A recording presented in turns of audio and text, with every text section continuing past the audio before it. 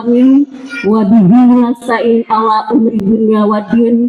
Wassalatu wassalamu ala asrafil anbiya'i wal mursalin sayyidina Muhammadin wa ala alihi wa sahbihi ajmain, amma ba'd.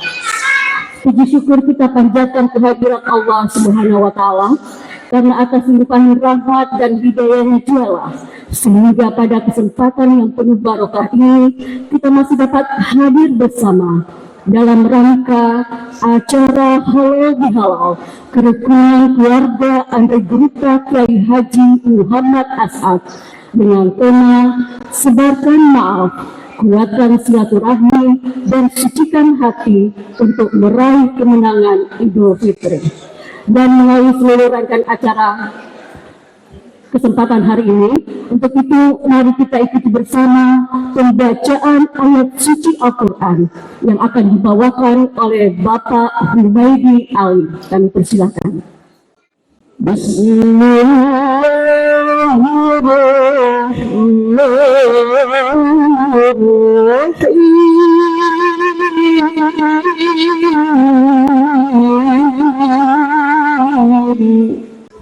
واعتصموا بحبل الله جميعا ولا تفرقوا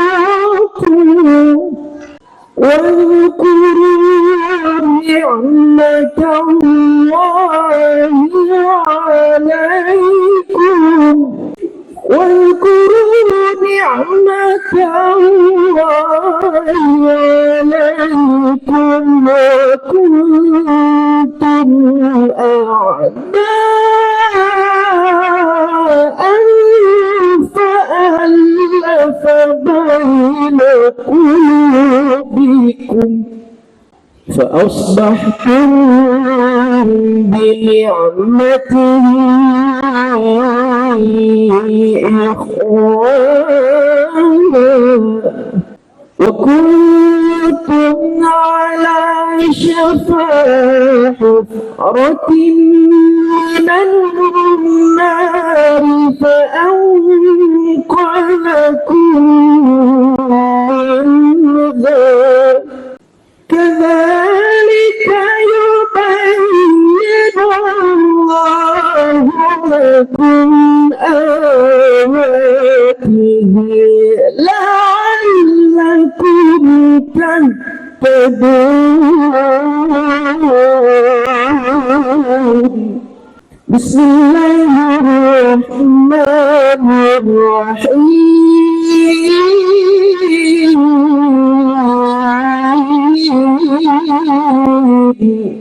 ومن الناس والدواب والأنعام مختلف ألوانه كذلك إنما يخشى الله من عباده العلماء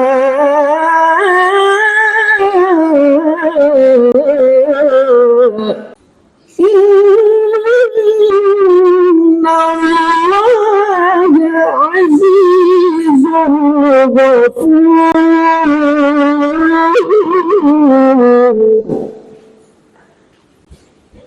صدق الله العلي العظيم. Assalamualaikum warahmatullahi wabarakatuh. Hadirin yang sama akan hormati, berikutnya kita akan dengarkan bersama laporan Ketua Panitia Penyelenggara yang akan disampaikan oleh Bapak Asri Evals MM. Kepada Bapak dengan hormat disilakan.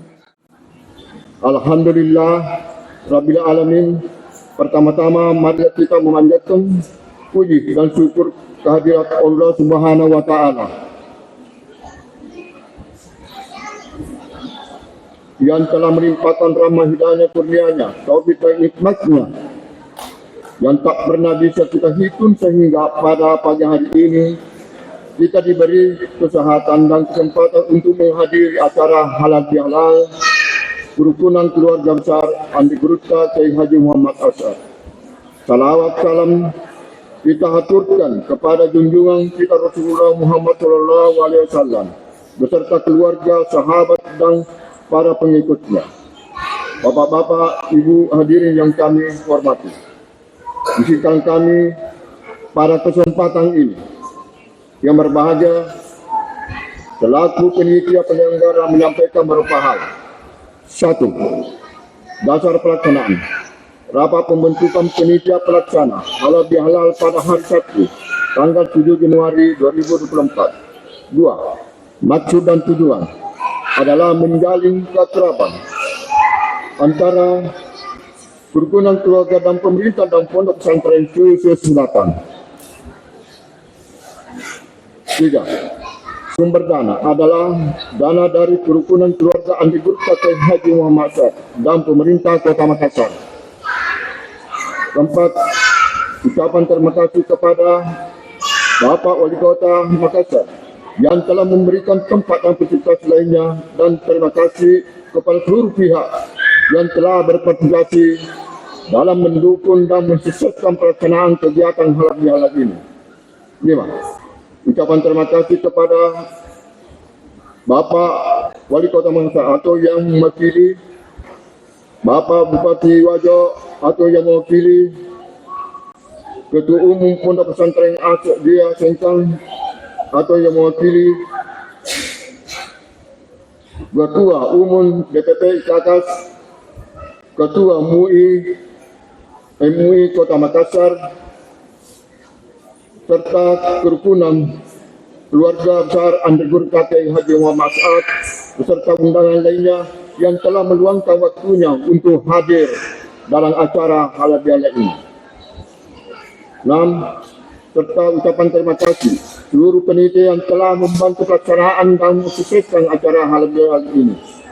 Untuk itu, marilah kita gunakan kesempatan halal bihalal ini sebagai ajang untuk saling memaafkan atas segala kesalahan kehilapan sebagai manusia biasa. Kita tidak pernah sepi dari kesalahan dan kelupaan. Jika kita berbuat dosa, maka kepada Allah Subhanahu wa Ta'ala kita memohon ampunan. Namun jika kita melakukan kesalahan atau kelalaian kepada sesama manusia, maka sudah selayaknya kita meminta maaf langsung kepadanya. Bapak-bapak, ibu-ibu hadirin yang kami muliakan, pada acara halal bihalal ini kita akan mendapat tausiah dari Ustaz Bapak Dr. Haji Muhammad As'ad Kamanggon MA. Sebelum menutup laporan ini, izinkan kami ngomong kepada Bapak Wali Kota atau yang mewakili, Bapak PJ Bupati Wajo atau yang mewakili, serta Ketua Umum Pondok Pesantren Dia Sengkang yang mewakili, pada saat ini nanti dapat berkenan menyampaikan sambutan pada acara halal bihalal ini. Demikian laporan ini kami selaku panitia pelaksana. Terima kasih atas segala perhatian dan mohon maaf jika ada kesalahan dan kekurangan dalam penyelenggara acara ini. Wabillahi taufiq wal hidayah. Wassalamualaikum warahmatullahi wabarakatuh. Bismillahirrahmanirrahim. Assalamualaikum warahmatullahi wabarakatuh. Semangat ya. Alhamdulillahirabbil alamin, wassalatu wassalamu ala asyrafil anbiya'i wal mursalin sayyidina Muhammad wa ala alihi wa sahbihi ajma'in. Amma ba'd. Saudara-saudara sekalian yang saya hormati, alhamdulillah saya sampai di Makassar, dan ini kali kedua saya sampai di Makassar dalam acara resmi. Pertama kali saya ke Makassar itu dalam Muktamar As'adiyah tahun 2002 bersama orang tua saya, yaitu Kiai Haji Hasan Basri. Ada satu hal menarik yang ingin saya sampaikan. Latar belakang terbentuknya kerukunan ini. Kenapa sih harus ada kerukunan keluarga Andi Gurutta Kiai Haji Muhammad As'ad? Ada satu kisah yang saya sering diceritakan oleh orang tua kami. yaitu kakeknya Andre Gurutya Kiai Haji Muhammad As'ad, yaitu Syekh Abdurrahman Bugis Al-Wajo Al-Jawi, itu nama aslinya, yang disebut dengan Guru Teru. Jadi nama Arabnya Syekh Abdurrahman Bugis Al-Wajo Al-Jawi. Ketika beliau mau ke Mekah menunaikan ibadah haji, pada saat itu adalah di bulan Ramadan, mungkin 10 malam terakhir, saat berwudu ingin melaksanakan sholat tahajud. Mungkin yang saudara-saudara saya yang sudah tua mungkin sedang dengar cerita ini. Ketika berwudu, dilihat ada sesuatu hal yang aneh. Kenapa air begitu tenang? Air begitu tenang, kemudian pohon-pohon nunduk. Kata beliau, saya tahu ini pasti pertanda datangnya Lailatul Qadar. Ada doa yang beliau sampaikan diminta pada malam Lailatul Qadar, yang kita sebagai keturunan nasabnya, mesti ingat, doanya adalah beliau meminta semoga sampai 7 turunan itu menjadi ulama. Wallahu alam, saya tidak tahu yang dimaksud 7 turunan atau ada 7 ulama yang turun dari garis keturunan Syekh Abdurrahman Bugis Al-Wajo Al-Jawi. Ya. Atas dasar ini, maka kita sebagai keturunan Syekh Abdurrahman Bugis Al-Wajo Al-Jawi atau Guru Teru harus mengupayakan diri mewujudkan cita-cita beliau sampai 7 ulama atau 7 keturunan. Maka saya ingatkan, ada 4 anaknya Guru Teru. Yang paling muda disebut yang namanya Syekh Abdur Razak. Ada yang kenal? Nama Bugisnya Usake. Tadi saya ketemu cucunya. Anaknya namanya Ustadz Andi Ali yang disengkang. Tadi saya ketemu anaknya. Ada Andi Ali ya. Kemudian 3 anak perempuan. Saya sebutkan dulu yang di Mekah. Karena saya kenal saudara-saudara kita yang di Mekah, keturunan Abdurrahman Bugis Al-Wajo Al-Jawi, Guru Teru. Saya kenal. 2 di Mekah, yaitu Khadijah dan Zainab. Nah, dari keturunan Khadijah ada juga seorang ulama yang dikenal dengan nama Syekh Hussein Bugis. Orang-orang zaman dahulu, orang Makassar, orang Bugis, orang Malaysia, kalau dia naik haji itu masuk ke Maktab Bugis. Maktab Bugis itu dilayani oleh Syekh Hussein Bugis. Nah, keluarganya sampai sekarang, sampai hari ini saya temui, itu selalu menggunakan maktab Bugis di belakangnya. Luar biasanya seperti itu. Terakhir saya ketemu mereka, apa yang menandakan mereka sebagai orang Bugis? Ini menarik. Katanya, saya orang Bugis bangga menggunakan topi Bugis yang seperti saya pakai ini.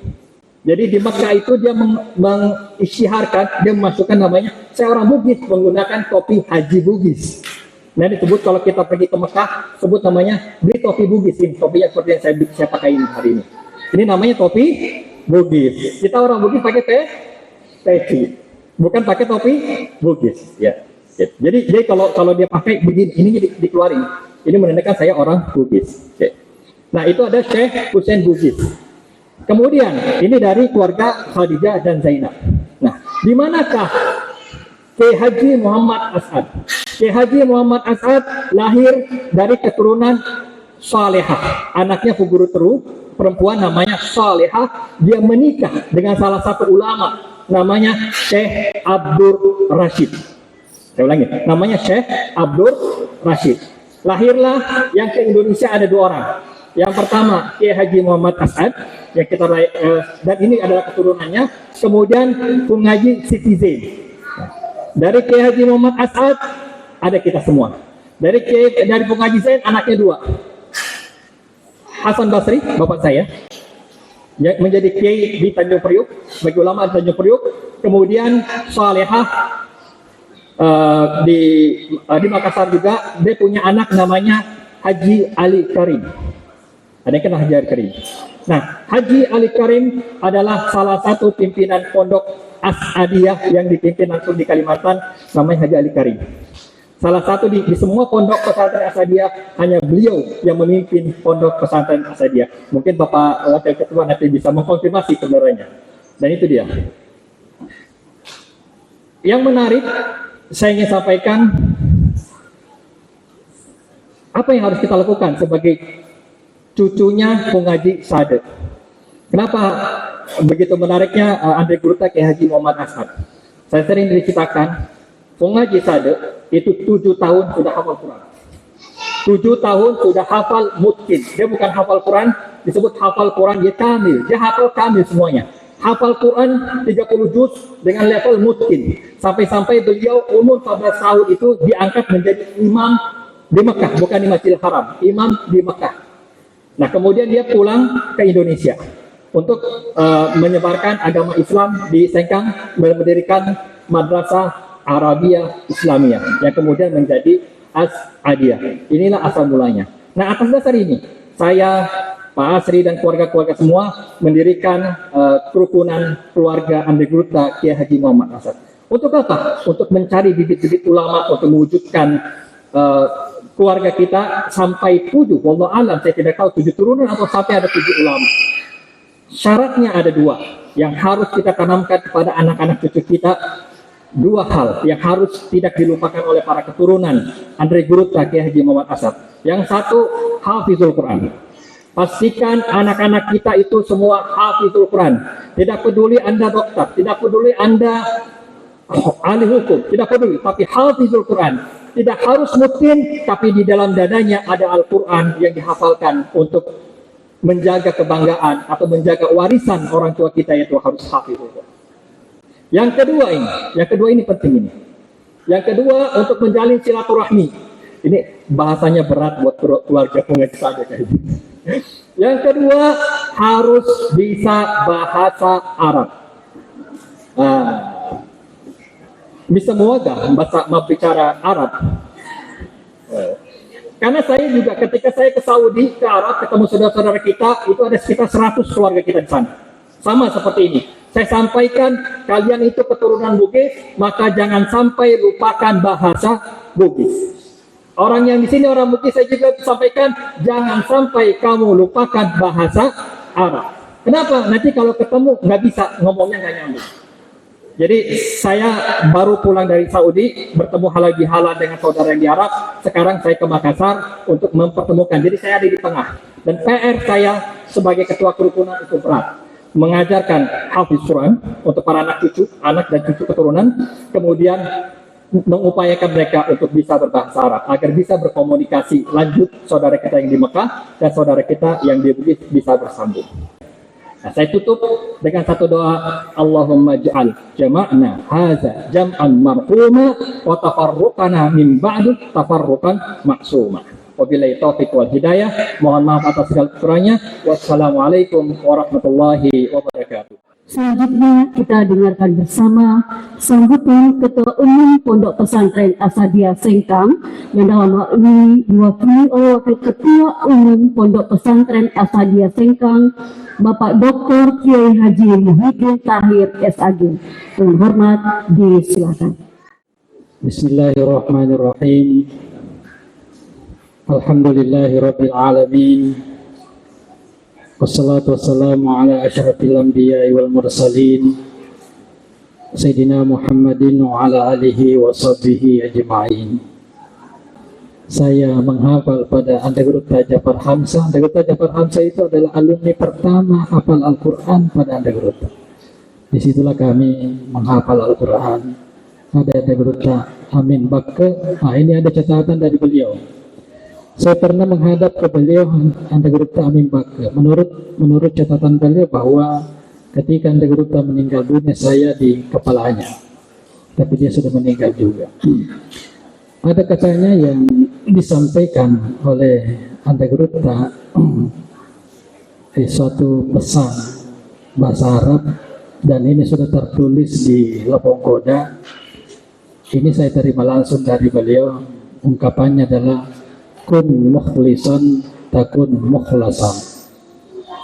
Kun mukhlisan takun mukhlasan. Itu pesan Andre Gurta Sada.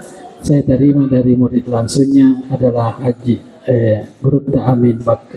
Kun mukhlisan, jadilah engkau sebagai orang yang ikhlas takun mukhlasan, maka engkau nanti menjadi orang pilihan. Jadi kalau mau menjadi orang pilihan di dunia ini, maka menjadilah orang-orang yang ikhlas. Itulah ada pesan dari Antagoruta Sada. Saya kira banyak sekali pesan-pesan, dan ini barangkali perlu dipelajari oleh keluarga Antagoruta. Itu banyak sekali. Tadi dari Bilawa, barangkali kedepannya ini tawaran, mungkin kita dirikan museum ya, museum Antagoruta. Mungkin ada Ibu Sekda di sini, museum, maka kita akan kumpulkan nanti semua tulisan-tulisan per Antagoruta, mulai dari Antagoruta Sada, Antagoruta Dau. Saya kira banyak sekali tulisan-tulisan, tentu juga foto-foto beliau di mana, apa pesan-pesan beliau, dan ini sangat bermanfaat bagi kita masa. Kalau tidak ada yang begitu, kita nanti belakang tidak tahu lagi. Dia nerisa maka dahaga jena radiolo. Kita hanya mendengarkan, tapi kalau ada museum Antagoruta di Kota Sengkang, dan insya Allah nanti saya akan sampaikan, Pak Sekjen barangkali juga akan memfasilitasi hal ini. Dan terakhir, alhamdulillah kita sudah berjuang untuk mengusulkan Antagoruta sebagai pahlawan nasional. Alhamdulillah menurut informasi dari Pak Sekjen, sekarang sudah ada di kementerian. Dengan bantuan Bapak PLT Gubernur, tentu Bapak Wali Kota dan Sekda juga, alhamdulillah kemarin luar biasa dari Kabupaten Wajo bagaimana memotivasi kami. Alhamdulillah bulan Ramadan kemarin sudah, saya dengar sudah diparaf Pak Sekjennya, sudah diparaf. Kita doakan mudah-mudahan dalam waktu dekat atau mungkin hari pahlawan nanti kita akan menunggu. Insya Allah mudah-mudahan dengan doa kita bersama, Antagoruta Sada insya Allah jadi pahlawan nasional. Saya kira itulah yang saya sampaikan. Terima kasih dari pengurus pusat, perpanjangan tangan dari Antagoruta Prof. Antagoruta selalu mengingat bagaimana Antagoruta, kehebatan Antagoruta, dan tentu kita anak cucunya, baik cucu dari segi keluarga maupun cucu keilmuan, anak atau keturunan keilmuan, kita bisa berguru pada Antagoruta Sada, mulai dari keikhlasan, kewibawaan, karismatik, keilmuan, semuanya ada. Saya kira Antagoruta Sada sudah mengumpulkan semuanya, dan inilah nanti yang menebarkan ke seluruh baik keturunan dari keluarga maupun keturunan keilmuan. Saya kira itulah yang saya sampaikan. Kembali lagi Pak Ketua, biasanya asadu itu wabillahi taufiq wassa'adah. Assalamualaikum warahmatullahi wabarakatuh. Selanjutnya kita dengarkan bersama sambutan Wali Kota Makassar oleh Kepala Badan Kesbangpol Kota Makassar, Bapak Haji Andi Bukti Jufri SPMSI. Kepada Bapak dengan hormat disilakan. Assalamualaikum warahmatullahi wabarakatuh. Kita berharap bahwa masyarakat Kota Makassar untuk bisa menjaga anaknya, ya, baik dari sisi narkoba, dari sisi kenakalan remaja dan sebagainya. Bahkan bagian Kesra kami di pemerintah kota punya program Pak, melaksanakan pengajian di lorong-lorong di Kota Makassar. Anak itu. Nah ini kita berharap keluarga besar bisa ikut bersama-sama dengan kami untuk pelaksanaan kegiatan prioritas Bapak Wali Kota. Ini program prioritas Bapak Wali Kota jagai anaknya ini, kadang-kadang Pak Wali menyampaikan jangan cuma jagai anaknya, jagai juga suamita. Nah, dia bilang begitu Pak. Tetapi kalau saya yakin yang hadir semuanya tidak perlu dijaga karena sudah jalan sendiri Pak. Jadi itu tiga yang ingin saya sampaikan. Sekali lagi salam hangat Bapak Wali Kota.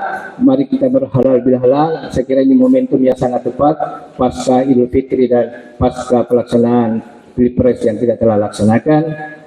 Sekali lagi mohon maaf apabila ada hal yang tidak berkenan. Saya akan sampaikan kembali amanah yang disampaikan Ketua Panitia tadi, bahwa terima kasih atas segala bantuan dan partisipasi dalam pelaksanaan kegiatan halal bilhalal yang dilaksanakan keluarga besar Antagoruta Kiai Haji M. As'ad di Kota Makassar.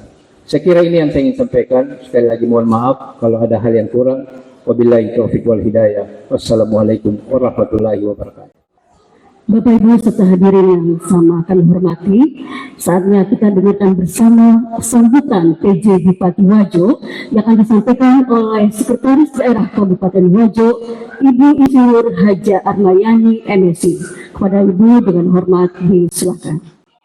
Bismillahirrahmanirrahim. Assalamualaikum warahmatullahi wabarakatuh. Kalau bulan Ramadan itu dulu kita susah Pak, tapi kalau sekarang ini alhamdulillah tinggal calling saja semua beres di masjid itu ya.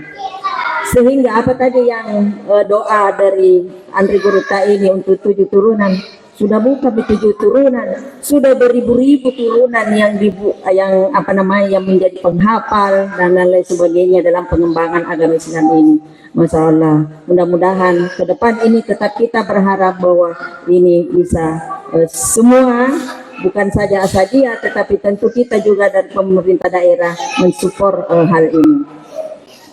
Maka sebagai generasi pelanjut dan kita bagian dari rumpun keluarga beliau, saudara-saudara, hendaknya menjadi pengawal dan penjaga warisan beliau, supaya lembaga kebanggaan masyarakat Wajo ini dapat terus berkontribusi dalam pembinaan umat. Kita gunakan kesempatan yang baik ini untuk bergandengan tangan, ya, bersatu dan menjaga solidaritas sembari menumbuhkan tanggung jawab moral dalam menyelamatkan bangsa dan negara kita.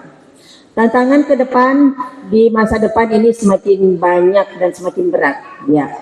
Berbagai permasalahan sosial, budaya, ekonomi, bahkan politik dan hukum muncul dengan berbagai bentuk dan tekanan, dan nampaknya cenderung makin besar dan makin intens. Akibatnya kemampuan adaptasi dan antisipasi kita juga harus ditingkatkan agar kita tidak dilindas zaman.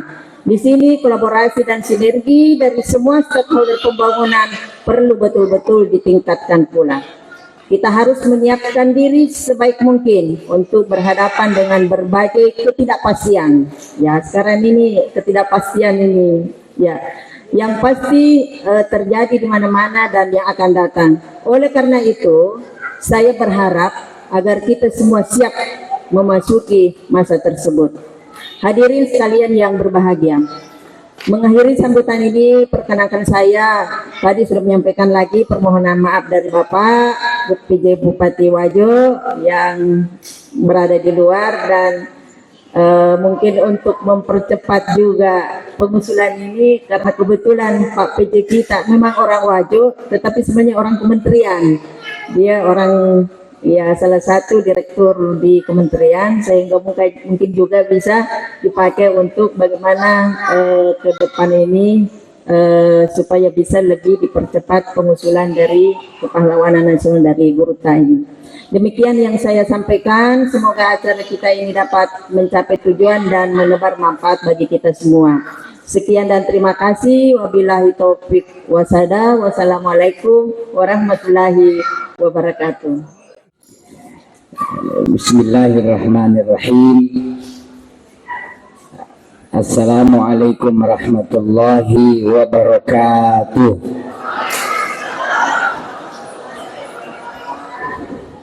Alhamdulillah, wassalatu wassalamu ala rasulillah Sayyidina Muhammadin wa ala alihi wa sahbihi ajma'in, amma ba'du. Alhamdulillah, mohon izin hanya beberapa menit karena saya tidak layak berdiri apalagi ceramah di hadapan para guru-guru saya. Jadi kita hanya saling mengingatkan kenapa perlu halal bihalal, karena sesama pemenang selesai Ramadan itu bahaya kalau tidak diingatkan. Orang kalau selesai Ramadan lagi tinggi-tingginya, lagi hebat-hebatnya karena menang, kalau tidak diingatkan bisa lupa diri. Nah, itulah sebabnya kita perlu berhalal bihalal, satu tradisi asli produk Indonesia yang saya bersyukur ini para guru tak, beda kalau halal bihalal dengan maulid. Itu kalau maulid baru bulan Safar ramai itu YouTube, karena mau maulid bulan depan ramai itu YouTube bilang maulid bid'ah. Tapi kalau halal bihalal yang nyata-nyata produk asli Indonesia, tidak mungkin ini di YouTube ini bid'ah. Jadi saya bilang jangan-jangan memang Nabi yang dia benci nih. Ya, padahal ini justru ahli aslinya ini, tidak aslinya ini produk Indonesia. Mudah-mudahan nanti bulan Safar tidak ramai di YouTube yang bilang maulid bid'ah. Jadi sudah menerima seperti mereka menerima halal bihalal.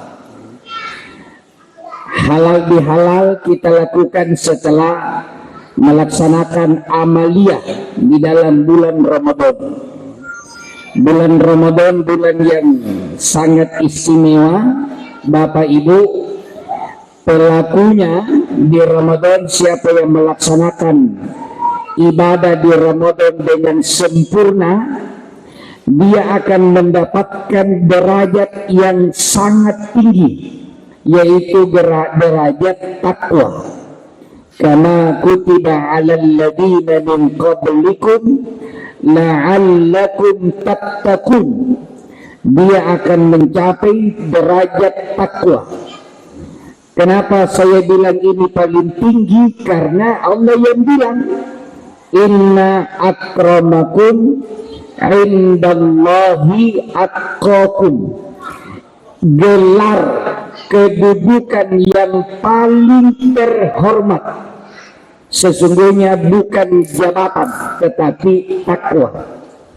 Jadi terhormat biasa kepada yang terhormat, kepada yang kami muliakan.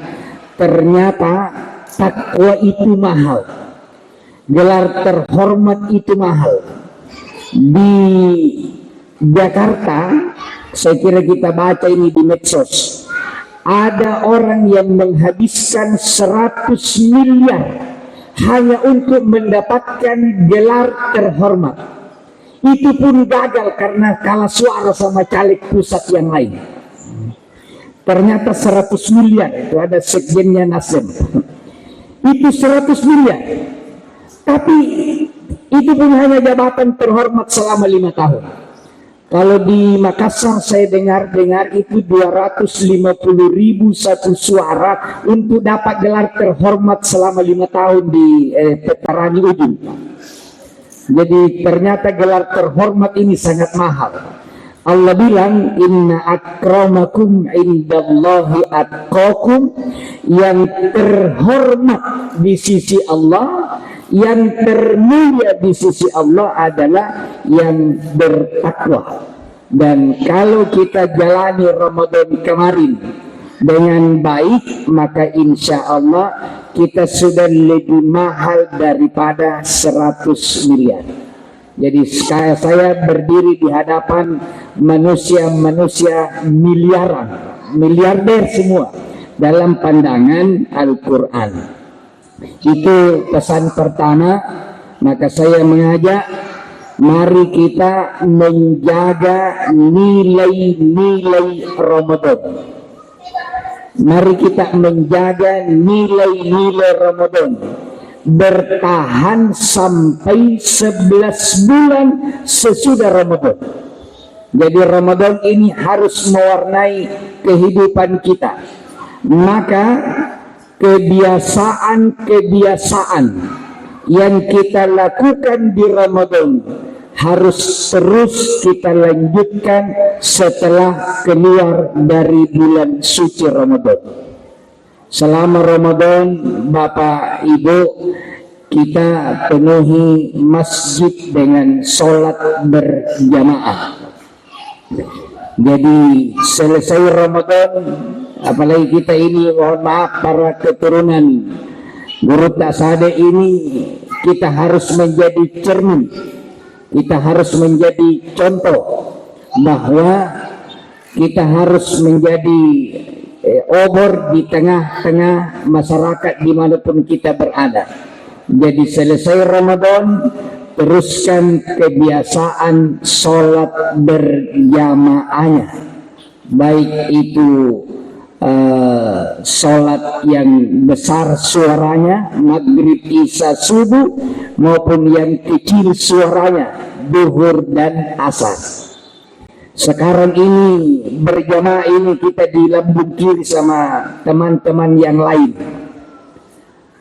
Kita sering mengeluh diambil masjid kita, tapi ternyata memang mereka yang memenuhi. Mereka semangat berjamaahnya yang luar biasa. Sehingga ini mungkin harus menjadi spirit kita semua, bahwa semangat Ramadan yang penuh masjid harus juga jalan terus meskipun sudah selesai bulan suci Ramadan. Termasuk ibu-ibu, karena ada senjatanya itu ibu-ibu kan. Sholat yang paling afdal adalah bagi wanita adalah di rumahnya, kalau perlu di dalam kamarnya. Padahal itu diucapkan Nabi dulu. Pertama, memang Masjid Nabawi luasnya sangat kecil. Saya kalau perhatikan Raudah, karena Raudah itu 1/2 dari Masjid Nabawi. Dari mana tahu Raudah 1/2-nya Masjid Nabawi? Dari ungkapan Nabi, antara rumahku dengan mimbarku adalah Raudah. Nah, di mana-mana mimbar itu di tengah-tengah. Berarti dari mimbar ke rumahnya Nabi adalah Raudah, dari mimbar ke kiri itu bukan Raudah, tapi masjid juga. Jadi saya ukur-ukur itu kurang lebih 10 sampai 15 meter dari mimbar ke dinding rumahnya Nabi, sekarang kuburan. Berarti luasnya Masjid Nabawi pada masa Nabi kurang lebih 30 meter lebarnya, panjangnya juga kurang lebih begitu. Dengan jumlah sahabat yang sudah mencapai 1000 lebih, memang tidak mungkin perempuan ada di dalam masjid. Jadi perempuan kalau pergi sholat berjamaah di Nabawi pasti di belakang, di luar. Musim panas kepanasan, musim dingin kedinginan, baru rata-rata anak-anak pasti ikut sama mamanya. Ya, Gurta Sanusi Bajo bilang kalau anak-anak itu ikut sama bapaknya pergi sholat berjamaah pasti biru-biru pahanya pula. Makanya dia ikut sama mamanya. Sudah panas atau kedinginan di luar masjid, menangis-nangis anak-anak, maka Nabi bilang lebih afdal perempuan di rumah saja, karena biar ke masjid juga tidak ada tempatnya. Maka sekarang kalau ada masjid di dekat rumah penuh jamaah laki-laki, perempuan tidak ada tempatnya, maka lebih afdal perempuan di rumah. Tapi kalau 3 sabji laki-laki di belakang cicak yang jatuh-jatuh, lebih bagus perempuan ke masjid. Apa buktinya? Sekarang di Masjid Nabawi, ujung belakang sebelah kanan, ujung belakang sebelah kiri ada dinding dari kayu jati, dan di situ tempatnya perempuan. Apakah kiai-kiai di Madinah tidak tahu bila Nabi pernah bilang lebih afdal di rumah? Pasti beliau juga tahu. Kenapa disiapkan tempat? Karena ada di tempatnya, karena luas di tempatnya. Maka ibu-ibu silahkan ke masjid kalau memang memungkinkan, tidak penuh dengan laki-laki. Yang kedua, kebiasaan tadarus Al-Quran diteruskan selesai bulan suci Ramadan. Kalau Ramadan begitu enteng kita khatam, ya mungkin tidak bisa seperti Imam Syafi'i yang beliau kalau Ramadan khatam Qurannya hanya 2 kali dalam 1 hari. Ya minimal kita 2 kali dalam 1 bulan. Jadi kita kebiasaan membaca Al-Quran di Ramadan diteruskan di luar bulan suci Ramadan. Apalagi yang ditampaikan tadi ketua kerukunan, ya, luar biasa. Ini program yang luar biasa. Bagaimana keturunan Posade hafal Quran. Alhamdulillah, saya sampaikan ke keluarga besar Asadiyah di Makassar ada program wali kota takhasus hafal Al-Quran. Ini tahun kita menyasar 5 pondok pesantren dan biayanya itu 4 miliar. Saya tahu karena keluarnya itu uang dari tanda tangannya ketua Basnas, Pak. Jadi masuk di Basnas ke mereka. Jadi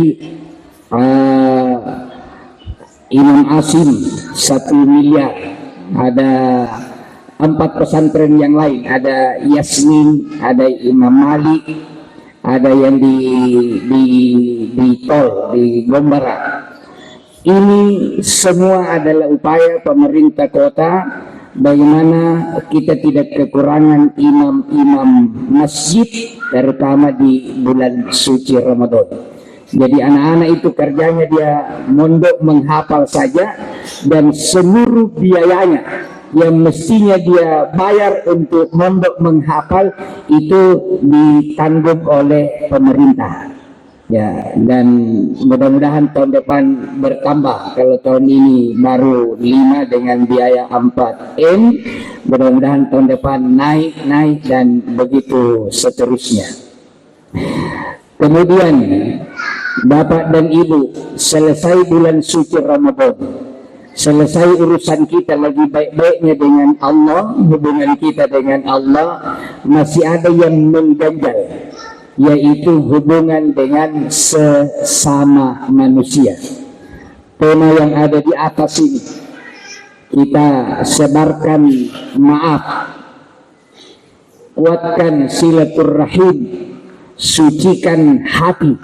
Maka saatnya kita harus saling menyambung ukhuwah, menyambung silaturahim antara satu keluarga dengan keluarga yang lain. Apalagi kalau satu rumpun keluarga itu tidak mungkin itu satu rumpun keluarga emas semua. Selalu saja ada, ya, kalau beras itu selalu saja ada campurannya yang hitam-hitam. Maka dalam satu keluarga pasti ada yang satu selalu bikin masalah. Nah, di mana-mana kalau ada satu terah, begitu sudah bagus-bagus, ada saja ada yang suka bikin gara-gara. Inilah perlunya halal bihalal, saling memaafkan. Jadi perintahnya dalam Al-Quran kita disuruh memaafkan. Wal afina anin nas, memaafkan sesama manusia. Kenapa kita disuruh memaafkan, bukan meminta maaf? Ternyata meminta maaf itu mahal, memaafkan murah. Kalau meminta maaf harus adakan acara ini, sebenarnya ini harus diadakan karena kita mau saling meminta maaf, terlalu mahal. Harus agendakan acara, minimal harus punya pulsa untuk mengirim WA permohonan maaf. Bahkan kalau kencang-kencang itu masalah, harus butuh mediator untuk mempertemukan. Tapi memberi maaf tidak butuh ruang dan waktu. Menit ini juga Bapak Ibu, kita duduk dengan tenang, bersihkan hatinya, lalu kita melapor sendiri sama dirinya kepada Allah. Ya Allah, semua orang yang pernah paseno-seno saya, yang pernah sakiti perasaanku, yang pernah menyinggung saya maafkan semuanya. Selesai persoalan. Jadi memberi maaf itu adalah sangat mudah dan murah, meskipun pelaksanaannya berat. Makanya ketika Nabi memberi saran kepada putrinya tercinta Sayyidah Fatimah, kata Nabi, Fatimah, maukah engkau bahagia dalam hidupmu? mau sekali petang, kata Nabi, setiap mau tidur jangan baringkan kepalamu sebelum engkau memaafkan semua orang yang berdosa kepadamu pada hari ini. Jadi bisa dipraktekkan mulai nanti malam ini, Pak, ya, ibu-ibu, Bu, bisa dipraktekkan. Jadi kalau mau tidur sebentar, ya Allah, semua orang yang hari ini bikin jengkel saya, bikin dongkol saya, paseno-seno, pakabali-balisi kepada saya maafkan semuanya ya Allah. Kecuali itu satu kata lewat-lewat dulu. Tidak ada lagi kecuali. Tidak ada lagi kecuali.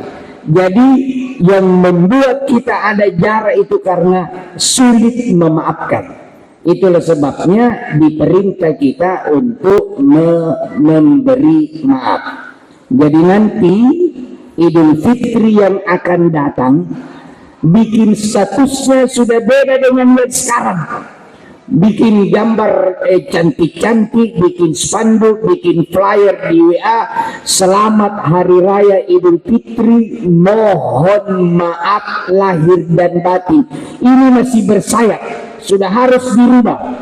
Selamat Hari Raya Idul Fitri, saya memaafkan lahir dan batin. Kalau mohon maaf masih menunggu jawaban kalau memaafkan. Tapi kalau kita memaafkan, selesai. Dan untuk memaafkan orang lain, ya ini pesan para kiai-kiai kita. Ternyata untuk memaafkan orang itu syaratnya cuma satu, Pak. Jadi kalau minta maaf itu banyak syaratnya. Menunggu jawaban, menunggu pertemuan, menunggu penyelesaian persoalan. Tapi memberi maaf syaratnya cuma satu, yaitu tanpa syarat. Tidak ada yang lain. Jadi kalau kita memberi maaf, syaratnya cuma satu, tanpa syarat. Jadi jangan lagi ada yang bilang, saya maafkan ku ini, tapi jangan lagi begitu kedua kalinya. Itu belum memaafkan namanya, Pak. Itu masih balirannya itu, Pak. Jadi jangan lagi saya maafkan kali ini, tapi jangan lagi. Itu bukan tugas kita. Tugas kita memaafkan. Kalau dia berbuat lagi, maafkan lagi. Bisa kira-kira? Jadi kita saling memaafkan, ya, saling memaafkan. Saya mau tutup. Ini juga sering disampaikan oleh guru-guru kita. 3 penyebab amalan kita ini terancam, tertunda, diterima. Yang pertama, anak yang durhaka kepada kedua orang tuanya. Anak yang durhaka, bukan anak-anak yang durhaka. Jadi kalau anak-anak itu tidak ada dosa sama orang tuanya, bagaimana mau dosa? Nah, dia belum balik. Dia belum ada tanggung jawab. Yang tadi lari-lari, yang ribut-ribut itu tidak usah dimarahi. Anak-anak, yang penting dia tidak menangis. Saya Pak Kiai pernah ceramah ke rumah. Lagi ceramah tiba-tiba ada anak-anak menangis dengan kencang. Begitu menangis ibunya marah-marah. Ini anak tidak mau berhenti menangis. Ustaz juga tidak mau berhenti ceramah, Pak. Sudah jangan-jangan memang saya gina sindir ini, Pak. Jadi yang ribut-ribut tidak apa-apa, anak-anak. Yang tidak boleh ribut adalah anak. Dan yang durhaka kepada orang tua bukan anak-anak. Anak. Siapa itu anak? Yang berdiri di mimbar, para gurutta yang ada di depan, para keluarga puasade. Ini semua anak. Justru dalam penelitian kita, lebih banyak anak berdosa kepada orang tuanya sesudah orang tuanya wafat. Waktu masih hidup orang tua jarang ada yang durhaka. Pokoknya kalau bapaknya masih hidup cium tangan setiap bulan dia datang besuk karena takut dia tidak dapat warisan. Tapi begitu orang tuanya meninggal, bahkan Fatihah yang sudah dihafal mati pun tidak pernah dibacakan untuk orang tuanya. Makanya jangan sampai kita jadi anak durhaka justru sesudah orang tua kita meninggal dunia. Maka setiap kita melakukan kebaikan-kebaikan, hadirkan orang tua. Saya setiap bawa jamaah umroh, jamaah haji, selalu briefing kepada jamaah, tolong bawa orang tuanya pergi umroh. Saya briefing berapa biaya hak umroh oleh-oleh yang kita bawa. Ada yang bawa 20, ada yang bawa 40 juta. Saya bilang simpan 5 juta untuk mengumrahkan ibu dan bapaknya. Sudah yang lalu, umrahkan lagi. Jangan Mika, sudah bisa bilang bapaknya sudah umrahkan tahun lalu. Dia bilang jangan Mika, sudah Mika. Dia juga berangkat umrah tahun lalu, tapi berangkatnya lagi hutang. Untuk dirinya tidak ada bilang sudah nih, baru untuk bapaknya dia bilang sudah nih, anak kurangnya jarak mantongnya ini. Ya, jadi harus kita kasih minimal dia wakaf Quran, minimal dia wakaf mimbar. Saya itu memimpikan ada masjid mimbarnya, mimbar namanya mimbar Abdul Rashid, mimbar Muhammad Ramli. Ya siapa ini? Anaknya almarhum Pak Ramli yang mewakafkan mimbar. Karena kalau kita mau harus wakaf satu masjid tidak semua mampu. Ada yang hanya mewakafkan AC, ada yang hanya mewakafkan karpet. Ingat orang tuanya. Jadi jangan jadi anak yang durhaka kepada orang tua. Yang kedua, terancam ini istri yang durhaka kepada suaminya dan suami yang durhaka sama istrinya. Saya ikuti satu kajian, dia bilang hadis ini harus dimaknai suami istri. Memang bunyinya hanya istri, dan biasa pencerahan bilang kalau suami dosa sama istrinya tidak ada hadisnya. Padahal ini juga hadisnya. Karena istri suami istri kedudukannya setimbang. Saya mau tanya ibu-ibu, auratnya laki-laki batasnya mana? Pusat sampai lutut. Kalau pantat di belakang aurat atau bukan? Aurat. Disebutkan tidak. Kenapa aurat? Karena seletel ke belakang. Jadi kalau disebut di peci sampai lutut berarti yang di belakang sejajarnya aurat tummi. Maka kalau disebut di istri yang durhaka sama suami terancam ditolak ibadahnya, suami yang suka smek dengan istrinya juga terancam. Kenapa Pak istri saja disebut bukan suami kepala rumah tangga?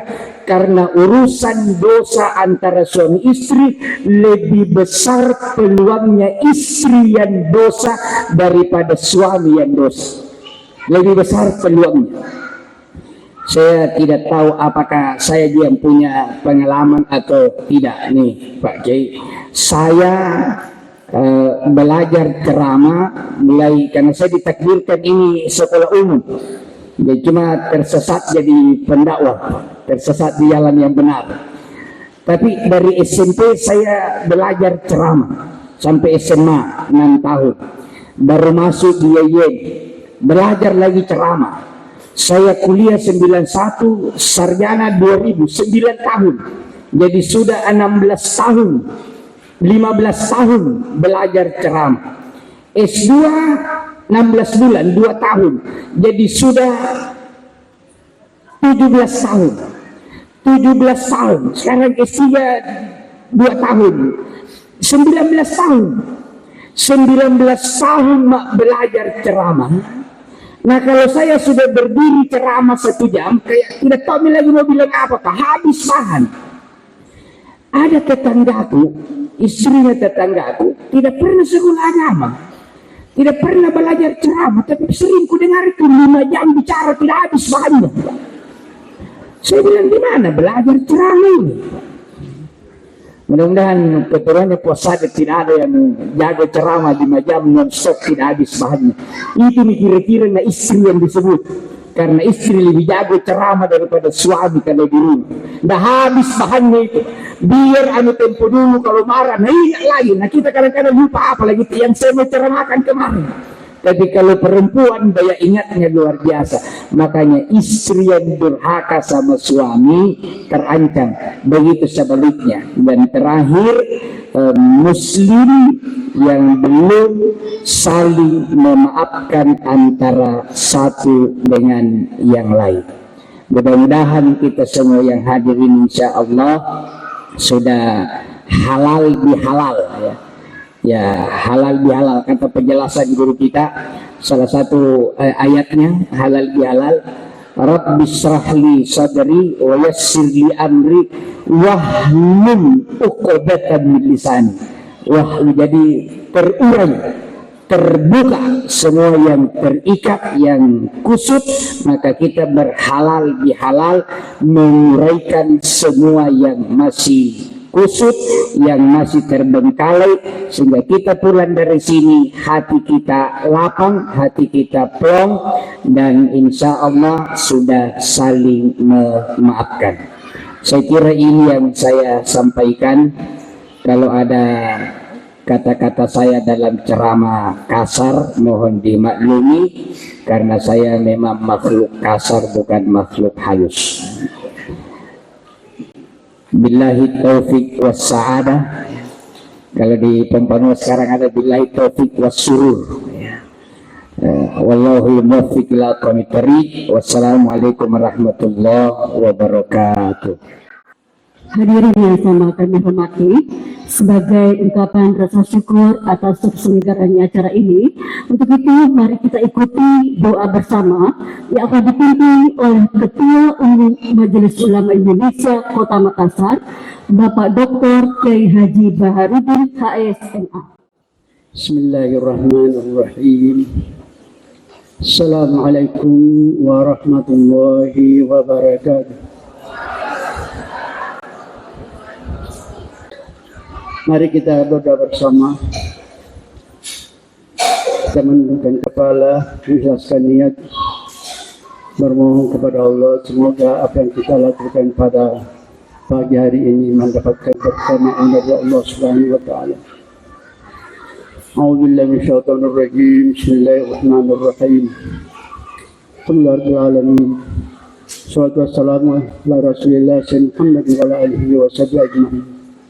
وقال ربكم ادعوني استجب لكم ربنا ظلمنا انفسنا وان لم تغفر لنا وترحمنا لنكونن من الخاسرين ربنا لا تزغ قلوبنا بعد إذ هديتنا وهب لنا من لدنك رحمة انك انت الوهاب ربنا اغفر علينا صبرا وثبت أقدامنا وانصرنا على القوم الكافرين اللهم اصرف عنا السوء ما شئت وكيف شئت انك لم تشاء قدير اللهم أرنا الحق حقا وارزقنا اتباعه وأرنا الباطل باطلا وارزقنا اجتنابه اللهم أعنا على ذكرك وشكرك وعبادتك حسبنا الله ونعم الوكيل نعم المولى ونعم النصير ولا حول ولا قوة إلا بالله العلي العظيم اللهم إنا نسألك خير هذا اليوم فتحه ونصره ونوره وبركته وهداه ونعوذ بك من شره وشر ما فيه وشر ما قبله وشر ما بعده ربنا هب لنا من أزواجنا وذرياتنا قرة أعين واجعلنا للمتقين إماما ربنا آتنا في الدنيا حسنة وفي الآخرة حسنة وقنا عذاب النار صلى الله على سيدنا محمد النبي الأمي وعلى آله وصحبه وسلم سبحان ربك رب العزة عما يصفون وسلام على المرسلين والحمد لله رب العالمين. Kita ketujukan Al-Fatihah kepada almarhum Guru Bapak saya. Al-Fatihah.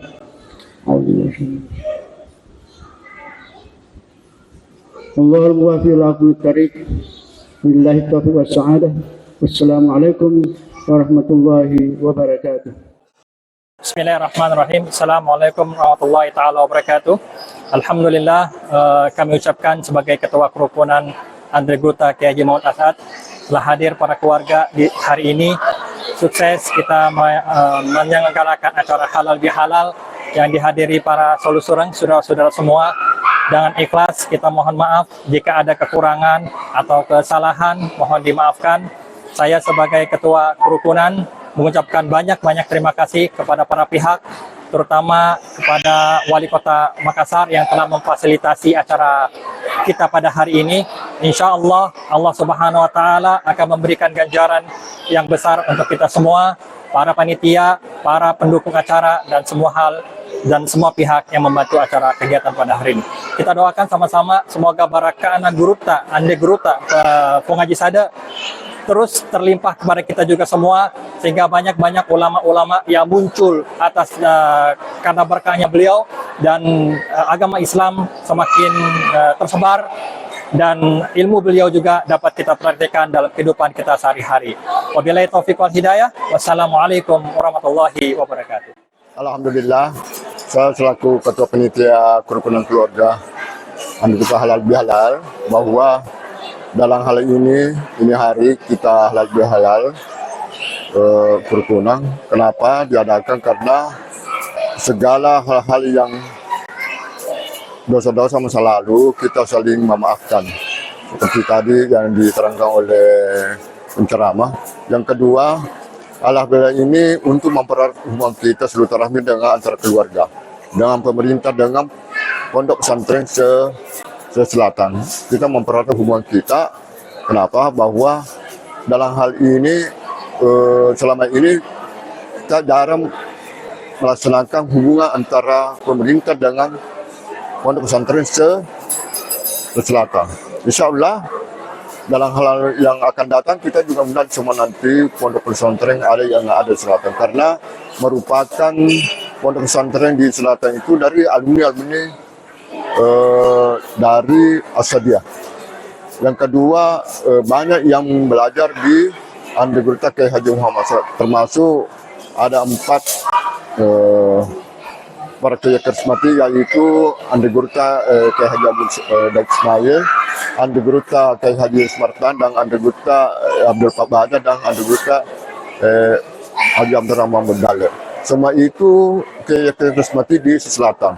Dan seluruh yang ada di selatan itu banyak pondok-pondok sekarang yang sudah maju, termasuk pondok pesantren Al-Ikhlas itu ya alhamdulillah yang dipimpin oleh Andi Gurta Prof. Nasaruddin. Ya kita bersyukur bahwa ada alumni yang secara nasional dan secara internasional. Kita bersyukur bahwa pondok pesantren Asadiyah ini sudah terkenal di mana-mana. Namun juga ini kerukunan keluarga Andi Gurta ini kita juga mau begitu, artinya memberikan kita harus memberikan informasi seluruh pondok pesantren bahwa kerukunan keluarga terbentuk. Kenapa terbentuk? Bahwa kita ingin juga kerukunan Andi Gurta itu ini juga bukan ingin dikenal, tapi ingin menyampaikan kepada pihak yang di pondok pesantren Asadiyah, di pesantren yang lain, di Yasrib, BDI, bahwa sudah terbentuknya kerukunan keluarga Andi Gurta ini. Kita akan saling silaturahmi nanti, insya Allah. Nanti insya Allah tahun depan kita adakan halal bihalal lagi di Sengkang. Ini sudah kedua kalinya. Yang ketiga insya Allah kita harus bergantian Sengkang Makassar. Alhamdulillah, mudah-mudahan tahun depan kita panjang umur, kita bertemu kembali di Sengkang insya Allah. Untuk hari ini saya bersyukur kepada Allah Subhanahu wa Ta'ala bahwa sangat meriah, tidak ada kendala-kendala. Sekian, wabillahi wa hasada. Wassalamualaikum warahmatullahi wabarakatuh.